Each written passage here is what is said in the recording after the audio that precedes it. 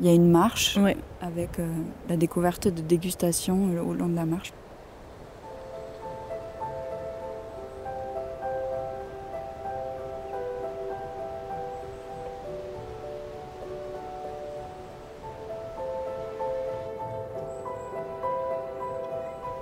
Quand on a décidé de travailler ensemble, c'est autour du paysage, puisqu'on était toutes les deux intéressées là-dessus. Ouais. Donc c'est là de là qu'est partie nos recherches et c'est à partir de là qu'on a eu envie de travailler avec les parcs naturels.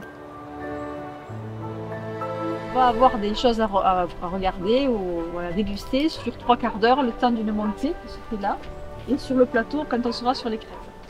J'avais rencontré Anna et puis on avait discuté. Et puis quelques années après, peut-être 2 ans après, elles sont revenues vers nous avec un projet abouti qui s'appelait les écritures culinaires. Et là, pour nous, c'était super parce que d'un côté, on avait un travail de mémoire culinaire qui donnait la parole à des familles sur la façon dont elles exploraient leurs produits dans leur environnement, comment elles les cuisinaient. Et là, d'un côté, on donnait à voir comment elles pouvaient s'inspirer des paysages pour produire aussi des choses culinaires.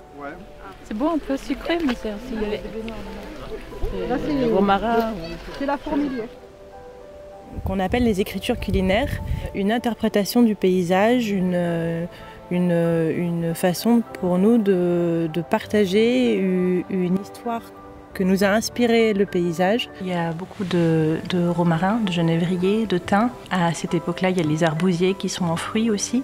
Et c'est un peu toutes ces essences qui nous ont inspirés et qui ont parfumé les pièces. Il y a cette idée de la laine, donc du mouton que l'on suit, qui est répétée sous 3 propositions de recettes différentes. Je vous invite à la manger sur un dos de mouton. Ah mais ouais, c'est mouton.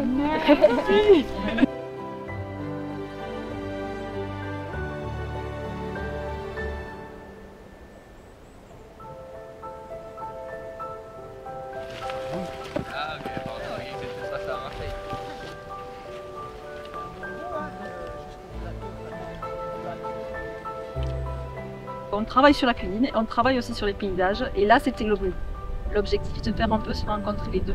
Ce qui est intéressant, c'est cette performance, et puis c'est de pouvoir parler des paysages autrement, en fait. De plus se limiter à des sorties qu'on peut faire, qui sont dans la narration, dans l'explication, dans le côté scientifique, et de pouvoir sensibiliser les gens par ce biais de l'observation et de notre pratique, le design culinaire par exemple, qui renvoie à autre chose, à des choses sensibles en fait. Et ça, je trouve, c'est important d'essayer de faire autrement parfois pour toucher d'autres publics.